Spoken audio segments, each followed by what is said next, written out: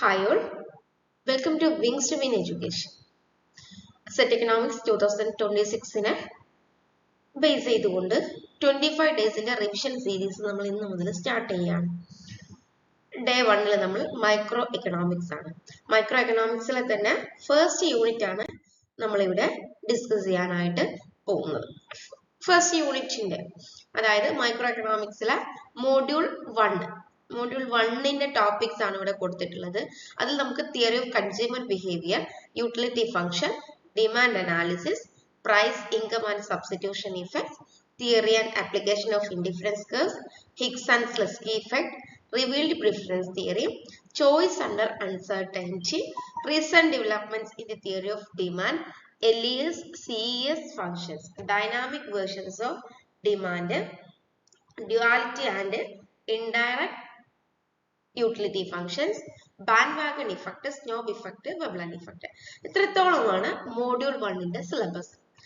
ആദ്യം നമ്മൾ ചെയ്യുന്നത് ഈ ഓരോന്നിനെയും ജസ്റ്റ് ഒന്ന് ഓടിച്ചു പോകാം. അപ്പൊ നമ്മൾ റിവിഷൻ ആണല്ലോ നോക്കുന്നത്, ഇന്റൻസീവ് റിവിഷൻ ആയതുകൊണ്ട് തന്നെ നമ്മൾ ഓരോന്നിനെയും നിങ്ങളുടെ മൈൻഡിലേക്ക് റിവൈസ് ചെയ്ത് കൊണ്ടുവരികയാണ് ആദ്യം ചെയ്തത്. അല്ലെങ്കിൽ ഈ ഒരു സെഷന്റെ മീനിങ് എന്ന് പറയുന്നത് അതാണ്. സോ നമുക്ക് ആദ്യം ഓരോ തിയറി ഓഫ് കൺസ്യൂമർ ബിഹേവിയർ അല്ലെ, ഒരു കൺസ്യൂമർ എങ്ങനെ ബിഹേവ് ചെയ്യുന്നു എന്നുള്ളതാണ്. അതിൽ യൂട്ടിലിറ്റി ഫംഗ്ഷൻ ആണ് ഫസ്റ്റ് ആയിട്ട് നമുക്ക് പഠിക്കാനുള്ളത്. യൂട്ടിലിറ്റി എന്ന് പറയുമ്പോൾ want satisfying power of A commodity ആണ്.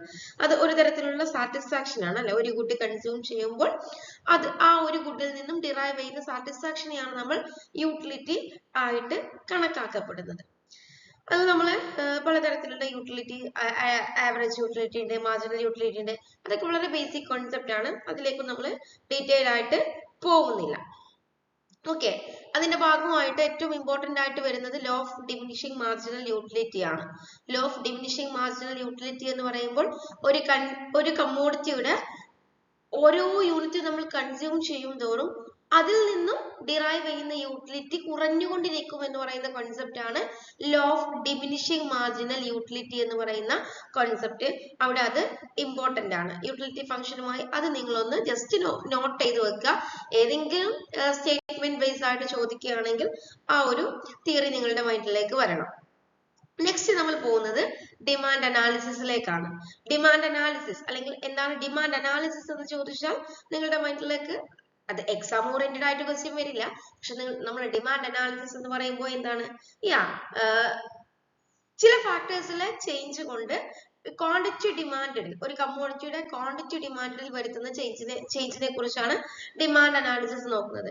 പ്രൈസിലുള്ള ചേഞ്ച് കൊണ്ട് ക്വാണ്ടിറ്റി ഡിമാൻഡിൽ എന്ത് ചേഞ്ച് വന്നു, കൺസ്യൂമറുടെ ഇൻകം ചേഞ്ച് ചെയ്തപ്പോൾ ഡിമാൻഡിനെ എങ്ങനെ അഫക്ട് ചെയ്തു, അല്ലെങ്കിൽ റിലേറ്റഡ് കമ്മോഡിറ്റീസിന്റെ പ്രൈസിൽ ചേഞ്ച് വന്നപ്പോൾ അത് ഡിമാൻഡിനെ എങ്ങനെ അഫക്ട് ചെയ്തു, കൺസ്യൂമേഴ്സിന്റെ പ്രിഫറൻസിൽ ചേഞ്ച് വന്ന സമയത്ത്, അതുപോലെ തന്നെ കൺസ്യൂമേഴ്സിന്റെ എക്സ്പെക്ടേഷനിൽ ചേഞ്ച് വന്ന സമയത്ത്, പോപ്പുലേഷൻ ചേഞ്ച് ചെയ്ത സമയത്ത്, അതെല്ലാം ഡിമാൻഡിനെ എങ്ങനെ അഫക്റ്റഡ് ആക്കുന്നു എന്നുള്ളതാണ് ഡിമാൻഡ് അനാലിസിസിൽ നമ്മൾ പഠിക്കുന്നത്. ഇപ്പൊ കൺസ്യൂമറെ സംബന്ധിച്ച് ഡിമാൻഡ് അനാലിസിസിലേക്ക് വരുമ്പോൾ ഓർഡിനൽ യൂട്ടിലിറ്റി അനാലിസിസും കാർഡിനൽ യൂട്ടിലിറ്റി അനാലിസിസും ഉണ്ട്. നമ്മളുടെ ക്ലാസിക്കലിസ്റ്റുകൾ, അതായത് ഏർലി ക്ലാസിക്കലിസ്റ്റുകളൊക്കെ കാർഡിനൽ അപ്രോച്ച് ഫോളോ ചെയ്തവരായിരുന്നു. കാർഡിനൽ അനാലിസിസ് എന്ന് പറയുമ്പോൾ യൂട്ടിലിറ്റിയെ നമുക്ക് കാർഡിനലി മെഷർ ചെയ്യാൻ കഴിയും എന്നുള്ളതാണ്. എന്നാൽ ഓർഡിനൽ അനാലിസിസിലേക്ക് വരുമ്പോൾ അങ്ങനെ നമുക്ക് നമ്പർ വെച്ചിട്ട് 1, 2, 3 നമ്പർ വെച്ചിട്ടൊന്നും നമുക്ക് യൂട്ടിലിറ്റിയെ അനലൈസ് ചെയ്യാൻ കഴിയില്ല എന്നുള്ളതാണ് ഓർഡിനൽ യൂട്ടിലിറ്റി അനാലിസിസിലൂടെ പറഞ്ഞു വെക്കുന്നത്. ഇതൊക്കെ വളരെ ബേസ് ആണ്, ജസ്റ്റ് ഒന്ന് മനസ്സിലാക്കി വെച്ചിരുന്നാൽ മാത്രം മതി. ഇനിയാണ് ഏറ്റവും ഇമ്പോർട്ടന്റ് ആയിട്ടുള്ള, എന്തായാലും ഒരു ക്വസ്റ്റ്യൻ വരുമെന്ന് നമ്മൾ എക്സ്പെക്ട് ചെയ്യുന്ന ഒരു ഏരിയയിലേക്ക് പോകുന്നത് price effect, income effect, substitution effect. Price effect, income effect, substitution effect most important ആയിട്ടുള്ള ഏരിയാസ് ആണ്. ഓക്കെ, മോസ്റ്റ് ഇമ്പോർട്ടന്റ് ഏരിയാസ് എന്ന് പറയുമ്പോൾ ഓരോ തവണയും ക്വസ്റ്റ്യൻ വരുന്ന ഒരു ഏരിയയാണ് ഇത്. എല്ലാ ഫേസിലും ഇതിൽ നിന്നും ക്വസ്റ്റ്യൻസ് വരും. അപ്പൊ പ്രൈസ് ഇഫക്റ്റ് എന്ന് പറയുമ്പോൾ അത് that is a combination of substitution and income effect ആണ്. Income effect plus substitution effect ആണ് എന്ത് പ്രൈസ് ഇഫക്റ്റ് എന്ന് പറയുന്നത്. സോ ഇതില് നമ്മൾ പഠിക്കേണ്ട കാര്യം എന്ന് വെച്ചാൽ നമുക്ക് 3 തരത്തിലുള്ള കമ്മോഡിറ്റീസ് ഉണ്ട് അല്ലെ. നോർമൽ കമ്മോഡിറ്റീസ് ഉണ്ട്, ഇൻഫീരിയർ കമ്മോഡിറ്റീസ് ഉണ്ട്, ഗിഫൺ കമ്മോഡിറ്റീസ് ഉണ്ട്. ഈ ഓരോന്നിന്റെയും പ്രൈസ് ഇഫക്റ്റ് എങ്ങനെയാണ്, ഇൻകം ഇഫക്റ്റ് എങ്ങനെയാണ്, സബ്സ്റ്റിറ്റ്യൂഷൻ ഇഫക്റ്റ് എങ്ങനെയാണ് എന്നുള്ളതാണ് ഇവിടെ നിങ്ങൾ നോക്കി വെക്കേണ്ടത്. ഇപ്പൊ നോർമൽ കമ്മോഡിറ്റീസിന്റെ കേസിൽ വരികയാണെങ്കിൽ പ്രൈസ് ഇഫക്റ്റ് ഇവിടെ എന്താണ്, നെഗറ്റീവ് ആണ്. ഇൻഫീരിയർ കമ്മോഡിറ്റീസിന്റെ പ്രൈസ് ഇഫക്റ്റും നെഗറ്റീവ് ആണ്. ഗിഫൺ കമ്മോഡിറ്റീസിന്റെ പ്രൈസ് ഇഫക്റ്റ് മാത്രമേ പോസിറ്റീവ് ഉള്ളൂ. ഇനി സബ്സ്റ്റിറ്റ്യൂഷൻ ഇഫക്റ്റ് എടുക്കുകയാണെങ്കിൽ 3 കമ്മോഡിറ്റിയുടെ കേസിലും സബ്സ്റ്റിറ്റ്യൂഷൻ ഇഫക്റ്റ് പോസിറ്റീവ് ആണ്. നോർമൽ കമ്മോഡിറ്റീസിന്റെ കേസിലായാലും, ഇൻഫീരിയർ കമ്മോഡിറ്റീസിന്റെ കേസിലായാലും, ഗിഫൺ കമ്മോഡിറ്റീസിന്റെ കേസിലായാലും സബ്സ്റ്റിറ്റ്യൂഷൻ ഇഫക്റ്റ് പോസിറ്റീവ് ആണ്. ഇനി ഇൻകം ഇഫക്റ്റിലേക്ക് വരികയാണെങ്കിൽ നോർമൽ കമ്മോഡിറ്റീസിന്റെ കേസിൽ ഇൻകം ഇഫക്റ്റ് പോസിറ്റീവ് ആണ്. ഇൻഫീരിയർ ഗുഡിന്റെ കേസിൽ ഇൻകം ഇഫക്റ്റ് നെഗറ്റീവ് ആണ്. ഗിഫൺ ഗുഡിന്റെ കേസിൽ ഇൻകം ഇഫക്റ്റ് നെഗറ്റീവ് ആണ്. ഇനി നോക്കുന്ന കേസിൽ വേറൊരു ഇമ്പോർട്ടന്റ് കാര്യം നിങ്ങൾ നോക്കണം. ഇവിടെ ഇൻഫീരിയർ ഗുഡിന്റെ കേസിൽ positive substitution effect is greater than negative income effect ആണ്. Positive substitution effect is greater than negative income effect ആണ്. എന്നാൽ ഗിഫൺ ഗുഡിന്റെ കേസിലേക്ക് വരുമ്പോൾ അവിടെ negative income effect is greater than positive substitution effect ആണ്. അത് ഓർത്തിരുന്നോ, മോസ്റ്റ് ഇമ്പോർട്ടന്റ് ആയിട്ടുള്ള ഏരിയ ആണ്. എല്ലാ തവണയും എല്ലാ ഫേസിലും ഒരു ക്വസ്റ്റ്യൻ അതിൽ നിന്നും നിങ്ങൾക്ക് ഷുവർ ആണ്. പല ഫേസിലും ഒന്നിലധികം ക്വസ്റ്റ്യൻസ് ചോദിച്ച ഒരു ഏരിയയും കൂടെയാണ് പ്രൈസ് ഇഫക്റ്റും ഇൻകം ഇഫക്റ്റും സബ്സ്റ്റിറ്റ്യൂഷൻ ഇഫക്റ്റും. അത് ഞാൻ ഈ പറഞ്ഞതുപോലെ normal good, substituted good, normal good, inferior good, Giffen good എന്നതിനെ ബേസ് ചെയ്തിട്ടാണ് ക്വസ്റ്റ്യൻസ് ചോദിച്ച് കണ്ടിട്ടുള്ളത്. ഓക്കെ, അപ്പൊ നമ്മൾ ഏറ്റവും ഇമ്പോർട്ടന്റ് ആയിട്ടുള്ള ആ ഏരിയ കവർ ചെയ്തു. ഇനി നമ്മൾ പോകുന്നത് ഇൻഡിഫറൻസ് കർവിലേക്കാണ്. ഇൻഡിഫറൻസ് കർവ് എന്ന് പറയുമ്പോൾ ഓർഡിനൽ യൂട്ടിലിറ്റി അനാലിസിസുമായി ബന്ധപ്പെട്ടിട്ടുള്ളതാണ് ഇൻഡിഫറൻസ് കർവ് എന്ന് പറയുന്നത്. ഓർഡിനൽ യൂട്ടിലിറ്റി അനാലിസിസ് ആണ് അവിടെ വരുന്നത്. ഓർഡിനൽ യൂട്ടിലിറ്റി അനാലിസിസ് എന്ന് പറയുമ്പോൾ നമുക്ക് യൂട്ടിലിറ്റിയെ കാർഡിനൽ നമ്പേഴ്സ് വെച്ചിട്ട് മെഷർ ചെയ്യാനായിട്ട് കഴിയില്ല, റാങ്ക് ചെയ്യാൻ മാത്രമേ കഴിയുള്ളൂ എന്നുള്ളതാണ് ഓർഡിനൽ യൂട്ടിലിറ്റി അനാലിസിസിനെ സപ്പോർട്ട് ചെയ്യുന്നവര് പറയുന്നത്. അതിൽ ഓർഡിനൽ യൂട്ടിലിറ്റി അനാലിസിസിൽ നമുക്ക് മെയിൻ ആയിട്ട് പഠിക്കാനുള്ളത് ഇൻഡിഫറൻസ് കർവ് ആണ്. ഇൻഡിഫറൻസ് കർവ് എന്ന് പറഞ്ഞാൽ നമുക്കറിയാം സെയിം സാറ്റിസ്ഫാക്ഷൻ തരുന്ന 2 കമ്മോഡിറ്റീസിന്റെ കോമ്പിനേഷനെയാണ് നമ്മൾ ഇൻഡിഫറൻസ് കർവ് എന്ന് വിളിക്കുന്നത്. ഇൻഡിഫറൻസ് കർവിന്റെ പ്രധാനപ്പെട്ട പ്രോപ്പർട്ടീസ് ഒക്കെ അറിയാം. ഡൗൺവേർഡ് സ്ലാപ്പിംഗ് ആണ്, കോൺവെക്സ് ഒറിജിൻ ആണ്. 2 ഇൻഡിഫറൻസ് കർവുകൾ ഒരിക്കലും കൂട്ടിമുട്ടില്ല, നെവർ ഇന്റർസെക്ട്. ഓക്കെ, മാത്രമല്ല ഹയർ ഇൻഡിഫറൻസ് കർവ് എപ്പോഴും ഹയർ സാറ്റിസ്ഫാക്ഷനെയാണ് കാണിക്കപ്പെടുന്നത്. ഇനി അത് ഇൻഡിഫറൻസ് കർവിന്റെ ഏറ്റവും പ്രധാനപ്പെട്ട ഒന്ന് പറയുന്നത് അതിന്റെ സ്ലോപ്പ് ആണ്. ഇൻഡിഫറൻസ് കർവിന്റെ സ്ലോപ്പിനെ മാർജിനൽ റേറ്റ് ഓഫ് സബ്സ്റ്റിറ്റ്യൂഷൻ അല്ലെങ്കിൽ MRS എന്ന് വിളിക്കും. MRS നമ്മൾ മെഷർ ചെയ്യപ്പെടുന്നത് MRS XY എന്ന് പറഞ്ഞാൽ MRS XY is equal to ഇതൊക്കെ ചോദിക്കുന്നതാണ്. MRS XY is equal to dy divided by dx ആണ്. dy divided by dx ആണ്. അത് മാർജിനൽ യൂട്ടിലിറ്റിയുടെ ബേസിലേക്ക് വരുമ്പോൾ MRS XY is equal to marginal utility of x divided by marginal utility of y ആണ്. Marginal utility of y ആണ്. ഇത് മാറണ്ട.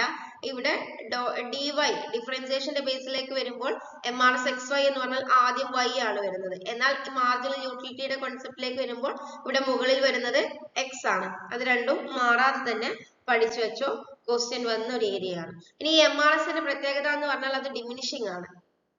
MRS diminishing ആണ്. അതുകൊണ്ടാണ് ആ ഒരു ഇൻഡിഫറൻസ് കർവിന് കോൺവെക്സ് ഷേപ്പ് വരാനുള്ള കാരണവും MRS ഡിമിനിഷിംഗ് ആയതുകൊണ്ട് തന്നെയാണ് എന്നുള്ളത് ഓർത്തിരിക്കുക. ദെൻ ഇൻഡിഫറൻസ് കർവിന്റെ ബേസിൽ അല്ലെങ്കിൽ ഓർഡിനൽ യൂട്ടിലിറ്റിയുടെ ബേസിൽ കൺസ്യൂമറുടെ ഇക്വിലിബ്രിയം എപ്പോഴാണ് സംഭവിക്കുന്നത് എന്ന് ചോദിച്ചാൽ അത് എപ്പോഴാണ്?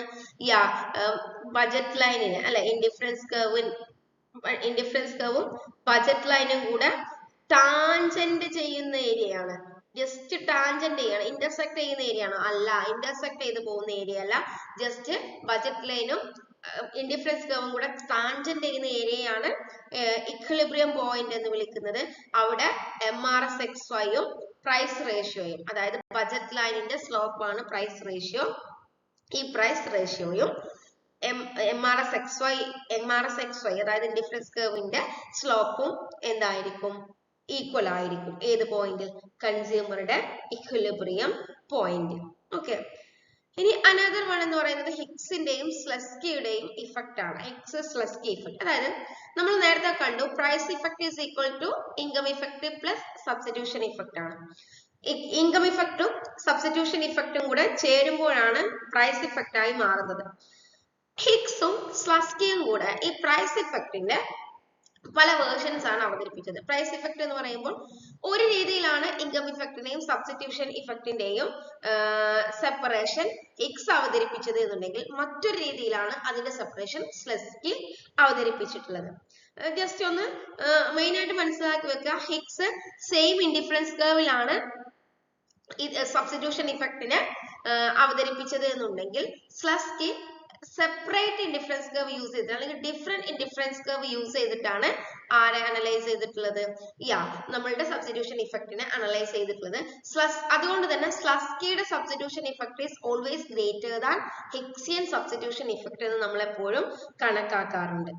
ഓക്കെ, അത് അവിടെ നിന്ന് മനസ്സിലാക്കി വെക്കാം. ദെൻ അനദർ ഇമ്പോർട്ടന്റ് ഏരിയയാണ് revealed preference theory. 1938 Paul Samuelson introduce ചെയ്തിട്ടുള്ളതാണ് റിവീൽഡ് പ്രിഫറൻസ് തിയറി എന്ന് പറയുന്നത്. ഇവിടെ ഇൻഡിഫറൻസ് കർവിന്റെ മുകളിലായിട്ട് അവിടെ കൺസ്യൂമേഴ്സിന്റെ ചോയ്സ് കുറച്ചും കൂടെ റിവീൽഡ് ആയിരിക്കും. അതുകൊണ്ടാണ് റിവീൽഡ് പ്രിഫറൻസ് എന്ന് അതിനെ വിളിക്കപ്പെടുന്നത്. ഇപ്പം എയും ബിയും സെയിം ഇൻഡിഫറൻസ് കർവിനെ സംബന്ധിച്ച് എയും ബിയും സെയിം യൂട്ടിലിറ്റി തരുന്നു. എക്ക് മുകളിൽ ബിക്കോ ബിക്ക് മുകളിൽ എക്കോ എവിടെ സ്ഥാനമില്ല, ഇൻഡിഫറൻസ് കർവിൽ സ്ഥാനമില്ല. എന്നാൽ റിവീൽഡ് പ്രിഫറൻസിലേക്ക് വരുമ്പോൾ എയും ബിയും സെയിം സാറ്റിസ്ഫാക്ഷൻ തരികയാണെങ്കിൽ കൂടിയും കൺസ്യൂമറെ സംബന്ധിച്ച് എ ആണോ പ്രിഫറബിൾ ബി ആണോ പ്രിഫറബിൾ എന്നുള്ളത് അദ്ദേഹം റിവീൽ ചെയ്യപ്പെടുന്ന ഒരു സിറ്റുവേഷൻ ആണ് ഇവിടെ വരുന്നത്, റിവീൽഡ് പ്രിഫറൻസ് തിയറിയിൽ വരുന്നത്. ഓക്കെ, അവിടെ നമുക്ക് സ്ട്രോങ് ആക്സിയവും വീക്ക് ആക്സിയവും പഠിക്കാനുണ്ട്. വീക്ക് ആക്സിയം എന്ന് പറയുമ്പോൾ എ പ്രിഫർ ടു ബി, അവിടെ കൺസിസ്റ്റൻസി ഉണ്ടായിരിക്കും. അതായത് വീക്ക് ആക്സിയം എപ്പോഴും കൺസിസ്റ്റൻസി ഫോളോ ചെയ്യും. സ്ട്രോങ് ആക്സിയം ആണെങ്കിൽ കൺസിസ്റ്റൻസിയും ട്രാൻസിറ്റിവിറ്റിയും ഫോളോ ചെയ്യുന്നതാണ് സ്ട്രോങ് ആക്സിയം എന്ന് പറയുന്നത്. എക്ക് മുകളിൽ ബിനെ വെക്കുന്നു, അപ്പോൾ എയും ബിയും നൽകുമ്പോൾ എപ്പോഴും അദ്ദേഹം എന്ത് ചെയ്യുന്നു, എനെ ചൂസ് ചെയ്യുന്നു. ഒരു തവണ എയും ബിയും നൽകിയ സമയത്ത് എനെ തന്നെ ചൂസ് ചെയ്യുന്ന ഒരു കൺസ്യൂമർ എയും ബിയും എപ്പോൾ നൽകിയാലും അദ്ദേഹം എനെ തന്നെ ചൂസ് ചെയ്യും എന്നുള്ളതാണ് വീക്ക് ആക്സിയത്തിൽ പറയുന്നത്. എന്നാൽ സ്ട്രോങ് ആക്സിയത്തിലേക്ക് വരുമ്പോൾ എയും ബിയും എ റിവീൽഡ് ടു ബി, അതായത് എ ഗ്രേറ്റർ ദാൻ ബി എന്നും ബി ഗ്രേറ്റർ ദാൻ സി എന്നും പ്രിഫർ ചെയ്തിട്ടുള്ള ഒരു കൺസ്യൂമറെ സംബന്ധിച്ച് A greater than B, be greater than C. അപ്പൊ ആ സമയത്ത് ഇൻഡയറക്റ്റ്ലി അദ്ദേഹം ഒന്നും കൂടെ പറഞ്ഞു വെക്കുന്നുണ്ട്, എയും സിയും നൽകിയാൽ അദ്ദേഹം എന്ത് തന്നെ ചൂസ് ചെയ്യും, എ തന്നെ ചൂസ് ചെയ്യും എന്നുള്ളത്. കാരണം ഈ ഒരു പോയിന്റിൽ നിന്നും അത് കൃത്യമായിട്ട് മനസ്സിലാക്കാനായിട്ട് കഴിയുന്നുണ്ട്. അപ്പൊ ഇത്തരത്തിൽ വീക്ക് ആക്സിയം റിവീൽഡ് പ്രിഫറൻസിന്റെ ഭാഗമായിട്ട് വീക്ക് ആക്സിയം എന്ന് പറയുമ്പോൾ that follows consistency, at the same time strong axiom follows transitivity എന്നുള്ളതാണ് അവിടെ നമുക്ക് പഠിക്കാനുള്ളത്. ഇനി ചോയ്സ് അണ്ടർ അൺസർട്ടൈനിറ്റി. ഇവിടെ നമ്മൾ ഇത്രയും സമയം പറഞ്ഞത് കൺസ്യൂമറുടെ ബിഹേവിയർ എങ്ങനെയാണ്, ഒരു അൺസർട്ടൈനിറ്റിയോ ഒരു റിസ്കോ ഒന്നും ഇല്ലാത്ത സിറ്റുവേഷനെ കുറിച്ചാണ്. എന്നാൽ എല്ലായ്പ്പോഴും അങ്ങനെ ആയിരിക്കണമെന്നില്ല. കൺസ്യൂമർക്ക് എന്തും വരാം, റിസ്ക് ഉള്ള സിറ്റുവേഷൻ വരാം, അവർക്ക് അൺസർട്ടൈനിറ്റി ഉള്ള സിറ്റുവേഷൻ വരാം. ഈ റിസ്കും അൺസർട്ടൈനിറ്റിയും ഉള്ള സിറ്റുവേഷനിൽ ഒരു കൺസ്യൂമർ എങ്ങനെ ബിഹേവ് ചെയ്യുന്നു എന്നുള്ളതാണ് ചോയ്സ് അണ്ടർ അൺസർട്ടൈനിറ്റിയിൽ നമുക്ക് പഠിക്കാനുള്ളത്. അവിടെ എക്സ്പെക്ടഡ് യൂട്ടിലിറ്റിന്റെ ബേസിലാണ് അവരെപ്പോഴും എന്ത് ചെയ്യാറുള്ളത്, അതായത് എക്സ്പെക്ടഡ് യൂട്ടിലിറ്റിക്കാണ് അൺസർട്ടൈനിറ്റിയും റിസ്കും ഉള്ള സിറ്റുവേഷനിൽ ഒരു കൺസ്യൂമർ എപ്പോഴും പ്രാധാന്യം കൊടുക്കാറുള്ളത്. ഇനി റിസ്കിന്റെ പ്രിഫറൻസ് എപ്പോഴും ക്വസ്റ്റ്യൻ ചോദിക്കാറുണ്ട്. 3 തരത്തിലുള്ള പ്രിഫറൻസസ് ഉണ്ട്. റിസ്ക് ന്യൂട്രൽ പേഴ്സൺസ് ഉണ്ട്, റിസ്ക് അവേഴ്സ് പേഴ്സൺസ് ഉണ്ട്, റിസ്ക് ലവേഴ്സ് ഉണ്ട്. റിസ്ക് ലവേഴ്സിന്റെ യൂട്ടിലിറ്റി, റിസ്ക് ലവേഴ്സ് എന്ന് പറയുമ്പോൾ റിസ്ക് എടുക്കാൻ റെഡി ആയിട്ടുള്ളവരാണ്, അവർ റിസ്കിനെ സ്നേഹിക്കുന്നു, എത്ര റിസ്കും ഏറ്റെടുക്കാൻ റെഡി ആയിട്ടുള്ളവരാണ് റിസ്ക് ലവേഴ്സ് എന്ന് പറയുന്നത്. അവരുടെ ഇൻഡിഫറൻസ് കർവ്, അവരുടെ യൂട്ടിലിറ്റി കർവ് അല്ലെങ്കിൽ ഡിമാൻഡ് കർവ് എന്ന് പറയുന്നത് കോൺവെക്സ് ഷേപ്പ് ആയിരിക്കും. എന്നാൽ റിസ്ക് അവേർട്ടേഴ്സിനെ സംബന്ധിച്ച് അവർ മാക്സിമം റിസ്ക് ഒഴിവാക്കാനാണ് ശ്രമിക്കുക. അവരുടെ ഡിമാൻഡ് കർവ് എന്ന് പറയുന്നത്, അവരുടെ യൂട്ടിലിറ്റി കർവ് എന്ന് പറയുന്നത് കോൺകേവ് ആയിരിക്കും. റിസ്ക് അവേർട്ടറുടെ യൂട്ടിലിറ്റി കർവ് ആണത്. റിസ്ക് ലവറുടേത് കോൺവെക്സ് ആണെന്ന് കണ്ടു. ഇനി റിസ്ക് ന്യൂട്രൽ പേഴ്സൺ എന്ന് പറയുമ്പോൾ അവർക്ക് റിസ്കിനോട് വലിയ താല്പര്യമൊന്നും ഉണ്ടാവില്ല, അല്ലെങ്കിൽ റിസ്ക് എടുക്കുന്നില്ല, റിസ്ക് എടുക്കാതിരിക്കുന്നു എന്നുമില്ല. മുന്നോട്ട് എങ്ങനെ പോകുന്നു അതുപോലെ മുന്നോട്ട് പോകും. അവര് ഇൻഡിഫറൻറ്റ് പോലെയാണ്. അതായത് അവരുടെ ഡിമാൻഡ് കർവ് എന്ന് പറയുന്നത്, അവരുടെ യൂട്ടിലിറ്റി കർവ് എന്ന് പറയുന്നത് എന്തായിരിക്കും? ലീനിയർ ആയിരിക്കും. അതാണ് അവിടെ നിങ്ങൾക്ക് പഠിക്കാനായിട്ട് ഉള്ളത്. ഇനി recent developments in theory of demand ഉണ്ട്. അവിടെ LES, CES, ഡൈനാമിക് വേർഷൻ അത് എടുത്ത് പറഞ്ഞിട്ടുണ്ട്. ഇവിടെ LES എന്ന് പറഞ്ഞാൽ ലീനിയർ എക്സ്പെൻഡിച്ചർ സിസ്റ്റം ആണ്. ലീനിയർ എക്സ്പെൻഡിച്ചർ സിസ്റ്റം നമ്മുടെ സ്റ്റോൺ ഡെവലപ്പ് ചെയ്തിട്ടുള്ളതാണ് LES സിസ്റ്റം എന്ന് പറയുന്നത്. അവിടെ എന്താണ് ലീനിയർ എക്സ്പെൻഡിച്ചർ സിസ്റ്റത്തിലൂടെ അദ്ദേഹം എന്താണ് റിവീൽ ചെയ്യുന്നത് എന്ന് ചോദിച്ചാൽ, ഒരു കൺസ്യൂമറെ സംബന്ധിച്ച് ഒരു കൺസ്യൂമർ എപ്പോഴും അവരുടെ ഇൻകം അലോക്കേറ്റ് ചെയ്യുന്നത് ഏറ്റവും സബ്സിസ്റ്റൻസ് ക്വാണ്ടിറ്റീസ് പർച്ചേസ് ചെയ്യാണ്, അല്ലെങ്കിൽ മിനിമം ക്വാണ്ടിറ്റീസ്. അപ്പൊ നമുക്കൊരു വരുമാനം കിട്ടിയാൽ ആ വരുമാനം ആദ്യം നമ്മൾ ചെലവഴിക്കപ്പെടുന്നത് ഏറ്റവും അത്യാവശ്യമായിട്ടുള്ള minimum level of commodities purchase ചെയ്യാൻ വേണ്ടിയിട്ടാണ്. അങ്ങനെ ഒരു പ്രിഫറൻസിന് അനുസൃതമായിട്ടാണ് കൺസ്യൂമേഴ്സ് എപ്പോഴും ഇൻകം നീക്കി വെക്കുന്നത് എന്നുള്ളതാണ് ലീനിയർ എക്സ്പെൻഡിച്ചർ സിസ്റ്റത്തിൽ ആര് പറഞ്ഞു വെക്കുന്നത്? സ്റ്റോൺ പറഞ്ഞു വെക്കുന്നത്. അതായത് ഒന്നാമത്തെ പ്രിഫറൻസ് അദ്ദേഹം ഏറ്റവും വേണ്ടപ്പെട്ട കമ്മോഡിറ്റീസിന് കൊടുക്കും, ഒരു ഗ്രൂപ്പിന് കൊടുക്കും. രണ്ടാമത്തെ പ്രിഫറൻസ് അതിനുശേഷം വരുന്ന കമ്മോഡിറ്റീസിന് കൊടുക്കും. അങ്ങനെ പ്രിഫർ ചെയ്തിട്ടാണ് കൺസ്യൂമേഴ്സ് ഇൻകം അലോട്ട് ചെയ്യുന്നത് എന്നുള്ളതാണ് ലീനിയർ എക്സ്പെൻഡിച്ചർ സിസ്റ്റത്തിലൂടെ സ്റ്റോൺ പറഞ്ഞു വെക്കുന്നത്. ഇനി CES ഡിമാൻഡ് ഫംഗ്ഷൻ ഉണ്ട്. കോൺസ്റ്റന്റ് ഇലാസ്റ്റിറ്റി ഓഫ് സബ്സ്റ്റിറ്റ്യൂഷൻ എന്നാണ് അതിനെ വിളിക്കുന്നത്. അവിടെ പറയുന്നത് elasticity of substitution between goods എന്ന് പറയുന്നത് കോൺസ്റ്റന്റ് ആയിരിക്കും. അതായത് X എന്ന് പറയുന്ന ഗുഡും Y എന്ന് പറയുന്ന അനദർ ഗുഡും ഉണ്ടെങ്കിൽ ഇതിന്റെ അങ്ങോട്ടും ഇങ്ങോട്ടുമുള്ള substitution X to Y, Y to X എന്ന് പറയുന്ന ആ സബ്സ്റ്റിറ്റ്യൂഷൻ എപ്പോഴും കോൺസ്റ്റന്റ് ആയിട്ടാണ് നിലനിൽക്കുന്നത് എന്നുള്ളതാണ് അദ്ദേഹം പറയുന്നത്. ഇലാസ്റ്റിറ്റി മെഷർ ചെയ്യാനുള്ള ഒരു ഇക്വേഷൻ ഒക്കെ അദ്ദേഹം ഇൻട്രൊഡ്യൂസ് ചെയ്തിട്ടുണ്ട്. അത് ഇമ്പോർട്ടന്റ് ആണ് കേട്ടോ. ഇലാസ്റ്റിറ്റി ഇൻട്രൊഡ്യൂസ് ചെയ്യാനുള്ള ഇക്വേഷൻ മോസ്റ്റ് ഇമ്പോർട്ടന്റ് ആണ്, നോക്കി വെച്ചോ. ഇലാസ്റ്റിറ്റി ഓഫ് സബ്സ്റ്റിറ്റ്യൂഷന്റെ ഇക്വേഷൻ എന്ന് പറയുന്നത് 1 divided by 1 minus theta. 1 divided by 1 minus theta എന്നുള്ളതാണ്. അതിന്റെ ബേസിലാണ് ഇലാസ്റ്റിറ്റി ഓഫ് സബ്സ്റ്റിറ്റ്യൂഷന് മെഷർ ചെയ്യപ്പെടുന്നത്. ഈ ഇലാസ്റ്റിറ്റി ഓഫ് സബ്സ്റ്റിറ്റ്യൂഷൻ 1 ആണെങ്കിൽ അത് കോപ്-ഡഗ്ലസ് പ്രൊഡക്ഷൻ ഫംഗ്ഷന് സമാനമായിട്ടാണ് വരുന്നത്. ഇനി പെർഫെക്റ്റ് സബ്സ്റ്റിറ്റ്യൂട്ട്സിന്റെ കേസ് ആണ് എന്നുണ്ടെങ്കിൽ ഇലാസ്റ്റിറ്റി ഓഫ് സബ്സ്റ്റിറ്റ്യൂഷൻ ഇൻഫിനിറ്റി ആയിരിക്കും. ദെൻ പെർഫെക്റ്റ് കോംപ്ലിമെന്റ്സിന്റെ കേസിലാണെങ്കിൽ ഇലാസ്റ്റിറ്റി ഓഫ് സബ്സ്റ്റിറ്റ്യൂഷൻ 0 ആയിരിക്കും. പെർഫെക്റ്റ് കോംപ്ലിമെന്റ്സിന്റെ കേസിൽ ഇലാസ്റ്റിറ്റി ഓഫ് സബ്സ്റ്റിറ്റ്യൂഷൻ 0 ആയിരിക്കും. പെർഫെക്റ്റ് സബ്സ്റ്റിറ്റ്യൂട്ട്സിന്റെ കേസിൽ ഇലാസ്റ്റിറ്റി ഓഫ് സബ്സ്റ്റിറ്റ്യൂഷൻ ഇൻഫിനിറ്റി ആയിരിക്കും. ദെൻ ഇലാസ്റ്റിറ്റി ഓഫ് സബ്സ്റ്റിറ്റ്യൂഷൻ 1 ആണെങ്കിൽ അത് കോപ്-ഡഗ്ലസ് പ്രൊഡക്ഷൻ ഫംഗ്ഷൻ ആയിരിക്കും. ഓക്കെ, ഇനി അവിടെ ഡൈനാമിക് വേർഷൻ ഓഫ് ഡിമാൻഡ് ആണ് നെക്സ്റ്റ് പഠിക്കാനുള്ളത്. ഡൈനാമിക് വേർഷൻ ഓഫ് ഡിമാൻഡ് എന്ന് പറയുമ്പോൾ അവിടെ ട്രഡീഷണൽ ഡിമാൻഡ് തിയറിനെ സംബന്ധിച്ച് എപ്പോഴും ഡിമാൻഡ് തിയറി എന്ന് പറയുന്നത് സ്റ്റാറ്റിക് ആയിട്ടാണ് നമ്മൾ പഠിച്ചിട്ടുള്ളത് അല്ലെ. Current consumption depend on current income, prices, preferences etcetera. പക്ഷെ ഡൈനാമിക് ഡിമാൻഡ് തിയറിയിൽ പാസ്റ്റ് കൺസംഷനും അതിന്റെ പാസ്റ്റ് എക്സ്പെക്ടേഷനും ഫ്യൂച്ചറിനെ കുറിച്ചുള്ള എക്സ്പെക്ടേഷനും പാസ്റ്റിലെ കൺസംഷനും ഒക്കെ ആരെ എഫക്ട് ചെയ്യും? ഡിമാൻഡിനെ എഫക്ട് ചെയ്യും എന്നുള്ളതാണ് അവിടെ പ്രധാനമായിട്ടും പറയുന്നത്. അതില് എന്താണ് പാസ്റ്റിലെ അതിലെ നെർലോഗിന്റെ കോൺസെപ്റ്റും ഉണ്ട്, ഹൗത്തക്കറിന്റെ കോൺസെപ്റ്റും ഉണ്ട്. ഹൗത്തക്കറും ടൈലറും കൂടെ ഇൻട്രൊഡ്യൂസ് ചെയ്തിട്ടുള്ള കോൺസെപ്റ്റും ഉണ്ട്. നെർലോഗിന്റെ കോൺസെപ്റ്റ് എന്ന് പറയുമ്പോൾ അവിടെ എന്താണ് സ്റ്റോക്കിനെ കുറിച്ചാണ്, കമ്മോഡിറ്റീസിനെ കുറിച്ചാണ് പറയുന്നത്. സ്റ്റോക്ക് അഡ്ജസ്റ്റ്മെന്റ് ആണ് അവിടെ വരുന്നത്. ദെൻ അതേസമയം ഹൗത്തക്കറും ടൈലറും കൂടെ എന്തിനെ കുറിച്ചാണ് പറയുന്നത്? ഹാബിറ്റ് ഫോർമേഷനെ കുറിച്ചാണ് പറയുന്നത്. അപ്പൊ പാസ്റ്റ് ഹാബിറ്റ് ഫോർമേഷനിൽ ഹൗത്തക്കർ പറയുന്നത് എന്താന്ന് വെച്ചാൽ, പാസ്റ്റ് ആയിട്ടുള്ള ഒരു പാറ്റേൺ ഓഫ് ബിഹേവിയർ ഉണ്ടെങ്കിൽ, പാസ്റ്റ് ആയിട്ട് നമുക്കൊരു ശീലമുണ്ടെങ്കിൽ, നമുക്കൊരു ഹാബിറ്റ് ഉണ്ടെങ്കിൽ അത് നമ്മൾ കണ്ടിന്യൂ ചെയ്തുകൊണ്ടിരിക്കും. ആ ഹാബിറ്റിന്റെ ഭാഗമായിട്ടുള്ള കമ്മോഡിറ്റി നമ്മൾ പർച്ചേസ് ചെയ്തുകൊണ്ടേ ഇരിക്കും എന്നുള്ളതാണ് പറയുന്നത്. അതായത് ഒരു കൺസ്യൂമറിനെ സംബന്ധിച്ച് ഒരു എക്സാമ്പിൾ പറയുകയാണ് എന്നുണ്ടെങ്കിൽ പെർ ഡേ 2 കോഫി കുടിക്കുന്ന ഒരു വ്യക്തിയാണ് എന്നുണ്ടെങ്കിൽ ആ ഒരു ഹാബിറ്റ് അദ്ദേഹം തുടർന്നുകൊണ്ടേയിരിക്കും. അതിന് എത്ര പ്രൈസ് കൂടിയാലും കുറഞ്ഞാലും അദ്ദേഹത്തിന്റെ ഹാബിറ്റിൽ അദ്ദേഹം ചേഞ്ച് വരുത്തില്ല എന്നുള്ളതാണ് അവിടെ പറഞ്ഞ് വെക്കപ്പെടുന്നത്. Okay, that is what we call dynamic versions of demand എന്ന് പറയുന്നത്. ഇനി നമുക്ക് ഇവിടെ പഠിക്കാനുള്ളത് duality and indirect utility function ആണ്. ഇതും ഒരു മൈക്രോ എക്കണോമിക്സ് മൈക്രോഎക്കണോമിക്സിനെ സംബന്ധിച്ച് ഇമ്പോർട്ടന്റ് ആയിട്ടുള്ള ഒരു ടോപ്പിക് ആണ് ഏത് dynamic and duality and indirect utility function എന്ന് പറയുന്നത്. ഇവിടെ ടു റിലേറ്റഡ് കൺസെപ്റ്റ് ആണ്. അതായത് യൂട്ടിലിറ്റി മാക്സിമൈസേഷൻ പ്രോബ്ലം വരുന്നുണ്ട്. എപ്പോഴാണ് അത് മാർഷലിന്റെ ഡിമാൻഡ് ഫംഗ്ഷൻ വെച്ചിട്ട് ഒരു ഇൻകം എപ്പോഴാണ് യൂട്ടിലിറ്റി മാക്സിമൈസ് ചെയ്യപ്പെടുന്നത് എന്നുള്ളതാണ് അവിടെ പറഞ്ഞു വെക്കുന്നത്.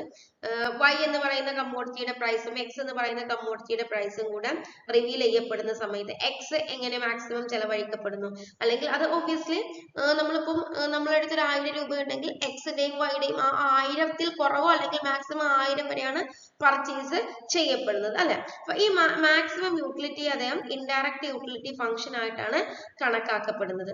മാക്സിമം യൂട്ടിലിറ്റി എന്ന് പറയുന്നത് എന്താണ് പ്രൈസിനെയും ഇൻകത്തെയും അഫക്ട് ചെയ്യും, അല്ലെങ്കിൽ പ്രൈസിനെയും ഇൻകത്തിന്റെയും ബേസിലാണ് ഒരു കൺസ്യൂമറുടെ മാക്സിമം യൂട്ടിലിറ്റി നിലനിൽക്കുന്നത് എന്നുള്ളതാണ് ഈ ഒരു ഇൻഡയറക്റ്റ് അല്ലെങ്കിൽ ഡ്യുവാലിറ്റി യൂട്ടിലിറ്റി ഫംഗ്ഷനിലൂടെ ആര് പറഞ്ഞു വെക്കുന്നത്, ആൽഫ്രഡ് മാർഷൽ പറഞ്ഞു വെക്കപ്പെടുന്നത്.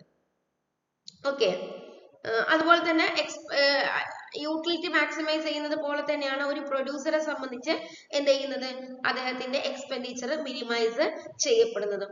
അദ്ദേഹത്തിന്റെ എക്സ്പെൻഡിച്ചറും മിനിമൈസ് ചെയ്യപ്പെടുന്നത് എങ്ങനെയാണ്, ഈ ഒരു കമ്മോഡിറ്റിയുടെ പ്രൈസിനെയും അദ്ദേഹത്തിന്റെ യൂട്ടിലിറ്റിയും അല്ലെങ്കിൽ പ്രൊഡക്ഷൻ സാറ്റിസ്ഫാക്ഷനെയും ഒക്കെ ബേസ് ചെയ്തിട്ടാണ്. അപ്പൊ ഇത്തരത്തിൽ കൺസ്യൂമറുടെയും പ്രൊഡ്യൂസറുടെയും ഈ ഒരു രണ്ട് ബിഹേവിയറും കൂടെ ചേർന്നിട്ടാണ് ഈ ഒരു duality function, duality utility function ആര് ഡിറൈവ് ചെയ്തിട്ടുള്ളത്, നമ്മളുടെ ആൽഫ്രഡ് മാർഷൽ ഡിറൈവ് ചെയ്തിട്ട്. അതിൽ റോയ്സ് ഐഡന്റിറ്റി ഒക്കെ നമുക്ക് മാർഷൽ ഡിമാൻഡിന്റെ ബേസിൽ റോയ്സ് ഐഡന്റിറ്റി ഒക്കെ ഉണ്ട്. പക്ഷെ അതൊന്നും നമുക്ക് ഈ ഒരു സെറ്റ് പോയിന്റ് ഓഫ് വ്യൂല് പഠിക്കാനില്ല. റോയ്സ് ഐഡന്റിറ്റി, ഷെഫാർഡിന്റെ ലെമ്മ, അതൊക്കെ ഇതുമായി ബന്ധപ്പെട്ട് ഇക്സിയൻ ഡിമാൻഡുമായിട്ട് ബന്ധപ്പെട്ടിട്ടുള്ളതാണ് ഷെഫാർഡ് ലെമ്മ എന്ന് പറയുന്നത്. അതായത് എക്സ്പെൻഡിച്ചർ ഫംഗ്ഷനുമായി ബന്ധപ്പെട്ട് അല്ലെങ്കിൽ എക്സ്പെൻഡിച്ചർ മിനിമൈസേഷനുമായി ബന്ധപ്പെട്ട് ഷെഫാർഡ് ലെമ്മ ഉണ്ട്. അതുപോലെ തന്നെ ഇൻഡയറക്റ്റ് യൂട്ടിലിറ്റി മാർഷലിയൻ ഡിമാൻഡുമായി ബന്ധപ്പെട്ടിട്ട് റോയ്സിന്റെ ഐഡന്റിറ്റി ഉണ്ട്. ഇതൊക്കെ നമുക്ക് എന്താ നെറ്റ് പോയിന്റ് ഓഫ് വ്യൂവിൽ കുറച്ചും കൂടെ വൈഡ് ആയിട്ട് പഠിക്കാനുണ്ട്. പക്ഷെ ഇവിടെ നിങ്ങൾ മനസ്സിലാക്കുക, റോയ്സ് ഐഡന്റിറ്റി എന്ന് പറയുന്നത് ഇൻഡയറക്റ്റ് യൂട്ടിലിറ്റിയുമായി ബന്ധപ്പെട്ടിട്ടുള്ളതാണ്, മാർഷലിയൻ ഡിമാൻഡുമായി ബന്ധപ്പെട്ടിട്ടുള്ളതാണ് റോയ്സ് ഐഡന്റിറ്റി എന്നുള്ളത് മനസ്സിലാക്കി വെക്കുക. ഷെഫാർഡ് ലെമ്മ എക്സ്പെൻഡിച്ചർ ഫംഗ്ഷൻ അല്ലെങ്കിൽ ഹിഗ്സിയൻ ഡിമാൻഡ് ഫംഗ്ഷനുമായി ബന്ധപ്പെട്ടിട്ടുള്ളതാണ് ഷെഫാർഡ് ലെമ്മ എന്നുള്ളതും കൂടെ ഓർത്തിരിക്കുക. ഓക്കെ, അത്രയും വൈഡ് ആയിട്ട് നെറ്റ് സെറ്റിന് ചോദിക്കാറില്ല, പക്ഷെ എങ്കിലും അതൊന്ന് ഓർത്തിരിക്കുക. ഇനി ഫൈനൽ ആയിട്ട് നമുക്ക് bandwagon, snob and, Veblen ഇഫക്റ്റിനെ കുറിച്ചാണ് പഠിക്കാനുള്ളത്. മോസ്റ്റ് ഇമ്പോർട്ടന്റ് ആയിട്ടുള്ള ഏരിയ ആണ് അല്ലെ. ബാൻഡ് വാഗൺ ഇഫക്റ്റ് എന്ന് പറയുമ്പോൾ എന്താണ്, അതർ പീപ്പിൾസ്, അതായത് എല്ലാവരും വാങ്ങിക്കുന്നു ഞാനും വാങ്ങിക്കുന്നു എന്നുള്ള കൺസെപ്റ്റ് ആണ് ബാൻഡ് വാഗൺ ഇഫക്റ്റ്. മറ്റുള്ള വ്യക്തികൾ വാങ്ങിക്കുന്നത് കൊണ്ട് ഞാനും ആ കമ്മോഡിറ്റി വാങ്ങിക്കപ്പെടുന്നത് ട്രെൻഡിനൊപ്പം അല്ലെ, വിത്ത് ട്രെൻഡ്. അതാണ് ബാൻഡ് വാഗൺ ഇഫക്റ്റ് എന്ന് പറയുന്നത്. Band wagon effect positive externality ആണ്. പോസിറ്റീവ് എക്സ്റ്റേണാലിറ്റി എന്ന് പറയുമ്പോൾ എന്താണ്, ഒരാളുടെ കൺസംഷൻ മറ്റൊരാളുടെ കൺസംഷനെ കൂട്ടുകയാണെങ്കിൽ അതിനെ പോസിറ്റീവ് എക്സ്റ്റേണാലിറ്റി എന്ന് വിളിക്കും. At the same time negative externality എന്ന് പറയുമ്പോൾ ഒരാളുടെ കൺസംഷൻ മറ്റൊരാളുടെ കൺസംഷനെ കുറക്കുന്നത് ആണ് എന്നുണ്ടെങ്കിൽ അല്ലെങ്കിൽ തടയുന്നതാണ് എന്നുണ്ടെങ്കിൽ അതിനെ നെഗറ്റീവ് എക്സ്റ്റേണാലിറ്റി എന്ന് വിളിക്കും. ഇവിടെ ബാൻഡ് വാഗൺ ഇഫക്റ്റ് ഒരാളുടെ കൺസംഷൻ മറ്റൊരാളുടെ കൺസംഷനെ കൂട്ടുകയാണ് ചെയ്തത്.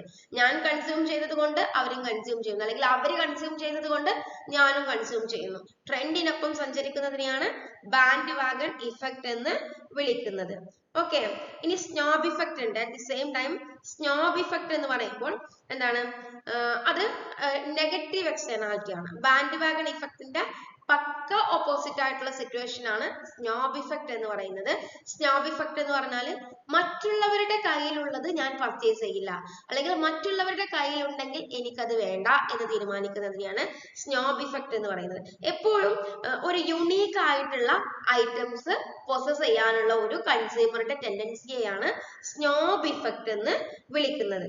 സ്നോബ് ഇഫക്റ്റ് എന്ന് എപ്പോഴും വിളിക്കുന്നത് അതിനെയാണ്. അതൊരു നെഗറ്റീവ് എക്സ്റ്റേണാലിറ്റി ആണ്. ഇനി വെബ്ലൻ ഇഫക്റ്റ് അല്ലെ, തോസിൻ വെബ്ലൻ ഇൻട്രൊഡ്യൂസ് ചെയ്തിട്ടുള്ള വെബ്ലൻ ഇഫക്റ്റ് എന്താണെന്ന് ചോദിച്ചാൽ ഒരു കൺസ്യൂമറെ സംബന്ധിച്ച് എപ്പോഴും അദ്ദേഹത്തിന്റെ വെൽത്ത് എക്സ്പ്രസ് ചെയ്യാൻ വേണ്ടിയിട്ട് എന്ത് ചെയ്യാണ്, ഹൈലി പ്രസ്റ്റീജിയസ് ആയിട്ടുള്ള ഹൈ ലക്ഷൂറിയസ് ആയിട്ടുള്ള കമ്മോഡിറ്റീസ് പർച്ചേസ് ചെയ്യാനുള്ള ഒരു കൺസ്യൂമറുടെ ടെൻഡൻസിയെയാണ് വെബ്ലൻ ഇഫക്റ്റ് എന്ന് വിളിക്കുന്നത്. എന്താണ് വെബ്ലൻ ഇഫക്റ്റ് എന്ന് പറയുന്നത്?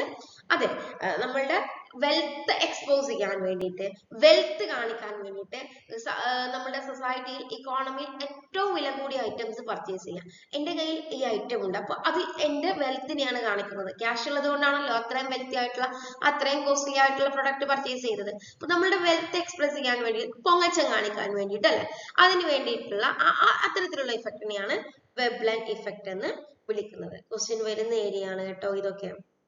ഇത്രയും കാര്യങ്ങളാണ് നമുക്ക് മോഡ്യൂൾ 1ന്റെ ഭാഗമായിട്ട് പഠിക്കാനുള്ളത്. ജസ്റ്റ് ഒന്ന് റിവിഷൻ പോലെ ഓടിച്ചു പോവാണ്. എന്തെങ്കിലും കാര്യങ്ങൾ കുറച്ച് ഡീറ്റെയിൽഡ് ആയിട്ട് പറയണം എന്നുണ്ടെങ്കിൽ നിങ്ങൾ കമന്റ് ചെയ്താൽ മതി. അപ്പോൾ ഞാൻ എന്ത് ചെയ്യാം, അത്തരം കാര്യങ്ങൾ ഡീറ്റെയിൽഡ് ആയിട്ട് പോവാം. ഇനി നമുക്ക് നെക്സ്റ്റ് ഈ ഭാഗത്ത് മൈക്രോ എക്കണോമിക്സിൽ നിന്നുള്ള എല്ലാ തിയറീസിന്റെയും ഒരു ക്രോണോളജിക്കൽ ഓർഡർ ചോദിക്കാം. ക്രോണോളജിക്കൽ ഓർഡർ ലേറ്റസ്റ്റ് ആയിട്ടുള്ള ട്രെൻഡാണ്, എപ്പോഴും ക്വസ്റ്റ്യൻ കാണുന്നുണ്ട്. അപ്പൊ ഈ ഒരു ക്രോണോളജിക്കൽ ഓർഡർ മൈക്രോ എക്കണോമിക്സിലെ എല്ലാ തിയറീസും ഞാൻ ഇതിൽ ഇൻക്ലൂഡ് ചെയ്യിപ്പിച്ചിട്ടുണ്ട്. അത്തരത്തിലുള്ള ഒരു ക്രോണോളജിക്കൽ ഓർഡർ ആണ് ഇവിടെ നെക്സ്റ്റ് കൊടുത്തിട്ടുള്ളത്. Labour theory of value Adam Smith ആണ് ഇൻട്രൊഡ്യൂസ് ചെയ്തിട്ടുള്ളത് 1776. Labour theory of value David റിക്കാർഡോയുടെ ലേബർ തിയറി ഓഫ് വാല്യൂ അല്ലെങ്കിൽ ലേബർ തിയറി ഓഫ് ഡിസ്ട്രിബ്യൂഷൻ ഉണ്ട്. പക്ഷെ labour theory of value David റിക്കാർഡോയുടെ ആണ് എന്നുണ്ടെങ്കിൽ അത് 1817 ഇൻട്രൊഡ്യൂസ് ചെയ്തിട്ടുള്ളത്.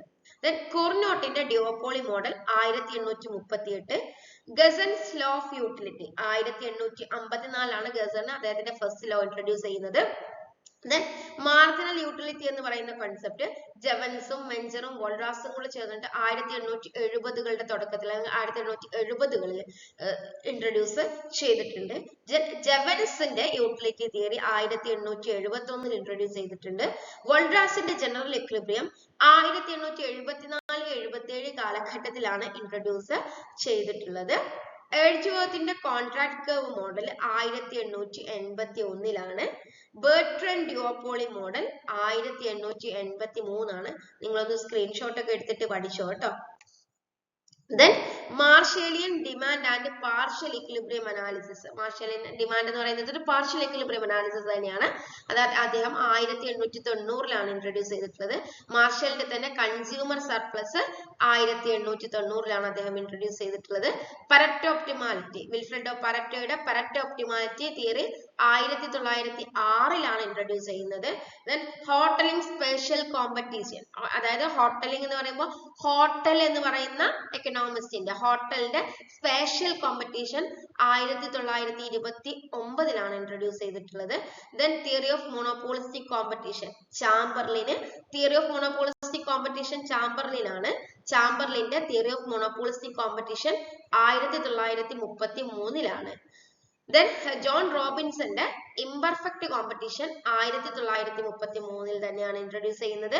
സ്റ്റാക്കൽബർഗ് model 1934 revealed preference theory Paul സാമുവൽസന്റെ, ഈ എം വന്ന് പെട്ടതാണ് കേട്ടോ, പോൾ സാമുവൽസന്റെ റിവീൽഡ് പ്രിഫറൻസ് തിയറി 1938 എക്സിന്റെയും വൈയുടെയും ordinal utility theorem 1934 ordinal utility analysis അല്ലെ, indifference curve analysis 1934 kinked demand curve 1939 welfare economics അല്ലെങ്കിൽ compensation principle Kaldor Hicks compensation principle 1939 theory of games ന്യൂമാനും മോർഗൻസ്റ്റൈനും കൂടെ ചേർന്നിട്ട് 1944 തിയറി ഓഫ് ഗെയിംസ് ഇൻട്രൊഡ്യൂസ് ചെയ്തിട്ടുള്ളത്. നാഷ് ഇക്വിലിബ്രിയം എന്ന് പറയുന്ന കോൺസെപ്റ്റ് 1950-51 കാലഘട്ടത്തിലാണ്.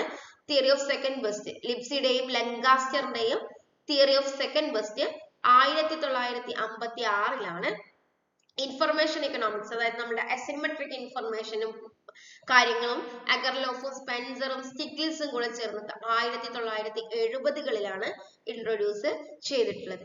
ബിഹേവിയറൽ ഇക്കണോമിക്സ് ഖാൻമാനും ടവേഴ്സ്കിയും ഒക്കെ ചേർന്നിട്ടുള്ള ഒരുപാട് എക്കണോമിക്സുകൾ അതിന്റെ കീഴിൽ വരുന്നുണ്ട്. ഇവരുടെയൊക്കെ 1970-കളുടെ ലേറ്റസ്റ്റ് ആയിട്ട് അങ്ങോട്ട് പോകുന്നതാണ് എന്ത് നമ്മളുടെ ബിഹേവിയറൽ ഇക്കണോമിക്സ് വരുന്നത്. ലേറ്റസ്റ്റ് ആയിട്ട് ബിഹേവിയറൽ ഇക്കണോമിക്സിലാണ് എത്തി നിൽക്കുന്നത്. ഓക്കെ, അപ്പൊ ഇത്രയാണ് നമ്മുടെ ക്രോണോളജിക്കൽ ഓർഡർ ആയിട്ട് നമുക്ക് പഠിക്കാനുള്ളത്. ഇനി മൈക്രോ എക്കണോമിക്സിന്റെ ഈ ഒരു യൂണിറ്റിൽ നിന്നുള്ള PYQസും MCQസുമായിട്ട് നമുക്ക് നെക്സ്റ്റ് ഡേ കാണാം. Thank you. നിങ്ങൾ ഈ ഒരു സെഷൻ നിങ്ങൾക്ക് ഉപകാരപ്പെട്ടു എന്നുണ്ടെങ്കിൽ നിങ്ങൾ ലൈക്ക് ചെയ്യുക. അതുപോലെ തന്നെ നിങ്ങളുടെ സത്യസന്ധമായിട്ടുള്ള കമന്റ്സ് തന്നെ അറിയിക്കുക. നിങ്ങൾക്ക് കൂടുതൽ ടോപ്പിക്സോ കാര്യങ്ങളോ ഇതിൽ നിന്നും ഡിസ്കസ് ചെയ്യണമെന്നുണ്ടെങ്കിലോ അല്ലെങ്കിൽ എന്തെങ്കിലും ഡിമാൻഡോ കാര്യങ്ങളോ ഉണ്ടെങ്കിലും നിങ്ങൾ എന്ത് ചെയ്താൽ മതി, എന്നെ കമന്റ് ത്രൂ അറിയിച്ചാൽ മതി. നമുക്ക് മുന്നോട്ട് പോകാനുള്ളൊരു പ്രേരണ എന്ന് പറയുന്നത് നിങ്ങളുടെ സപ്പോർട്ട് തന്നെയാണ്. സോ നിങ്ങൾ എല്ലാവരും സപ്പോർട്ട് ചെയ്യുക. Thank you for learning.